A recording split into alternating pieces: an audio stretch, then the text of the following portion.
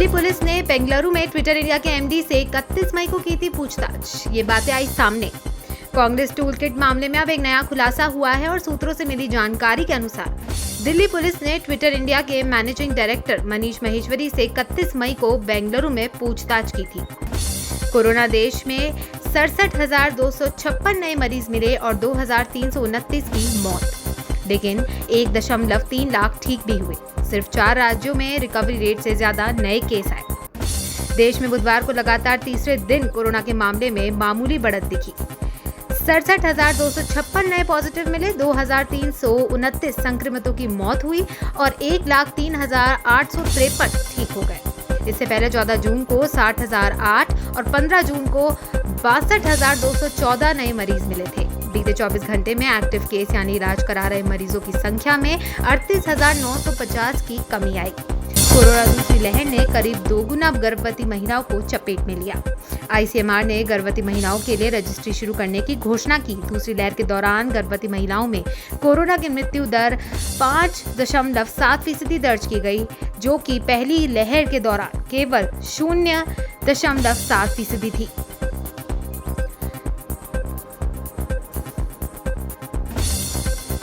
जम्मू कश्मीर में एनकाउंटर। श्रीनगर के नौगांव में सुरक्षा बलों ने एक आतंकी को मार गिराया। ग्रेनेड समेत भारी गोला बारूद बरामद। जम्मू कश्मीर के नौगांव में सुरक्षा बलों और आतंकियों के बीच हुई मुठभेड़ में बुधवार को एक आतंकी ढेर हो गया। कश्मीर जोन पुलिस के मुताबिक मारे गए आतंकी का नाम उजैर अशरफ दार है। उसके पास एक पिस्टल, एक गोला बारूद की मैगजीन, 6 राउंड और 2 ग्रेनेड बरामद किए गए हैं। इलाके में फिलहाल 2 आतंकियों के छिपे होने की सूचना है। सुरक्षा बलों ने इलाके की घेराबंदी कर दी है। सर्च ऑपरेशन अब भी जारी है। न्यूज एजेंसी के मुताबिक श्रीनगर के नौगांव में मंगलवार को जम्मू कश्मीर पुलिस और केंद्रीय रिजर्व पुलिस फोर्स सीआरपीएफ को आतंकियों के छिपे होने का इनपुट मिला था। इसके बाद यहां सर्च ऑपरेशन शुरू किया गया था। इसी दौरान आतंकियों ने सुरक्षा बलों पर गोलाबारी शुरू कर दी। अयोध्या जमीन विवाद में नया खुलासा। ट्रस्ट ने उसी दिन 8 करोड़ में की थी एक और डील। अयोध्या में श्री राम मंदिर ट्रस्ट के द्वारा खरीदी गई जमीन को लेकर एक और नया एंगल सामने आया है।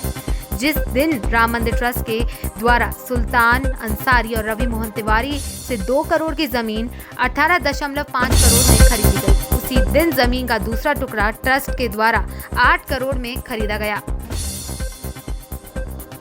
दिल्ली एम्स में लगी आग। कोरोना की स्पेशल लैब में रखे सैंपल जलकर खाक।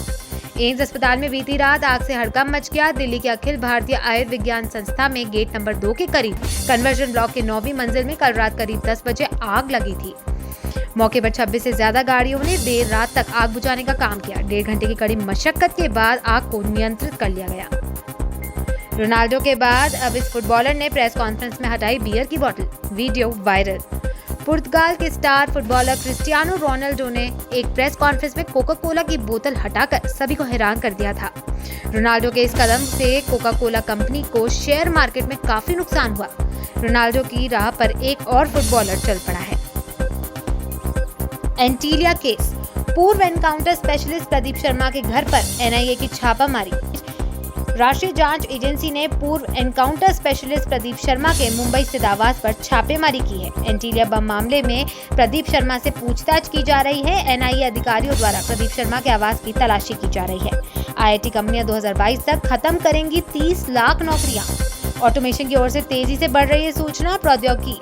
आईटी क्षेत्र की कंपनियां 2022 तक करीब 30 लाख नौकरियां खत्म करने की तैयारी में है। इस कदम से कंपनियों को $100 अरब यानी कि 7.3 लाख करोड़ रुपए की बचत होगी। नासकॉम ने अपनी रिपोर्ट में कहा कि घरेलू आईटी क्षेत्र में करीब 1.6 करोड़ नौकरियां हैं, जिनमें से 90 लाख कर्मचारी बीपीओ व अन्य कम दक्षता वाले क्षेत्रों में काम करते हैं। इनमें से ही 30% या 30 लाख नौकरियां अगले साल तक खत्म हो सकती हैं। सिर्फ रोबोट प्रोसेस ऑटोमेशन से ही 7 लाख नौकरियां खत्म हो जाएंगी। बिहार में खतरे के निशान से ऊपर बह रही है गंडक नदी। 9 जिलों में बढ़ रहा बाढ़ का खतरा। एमपी के खंडावा और मुरैना में भारी बारिश बिहार के सीमावर्ती इलाकों में देखने को मिल रहा है। यहाँ गंडक समेत कई नदियां खतरे के निशान से ऊपर बह रही हैं। गोपालगंज जिले के 6 प्रखंडों में बाढ़ का खतरा बढ़ गया है।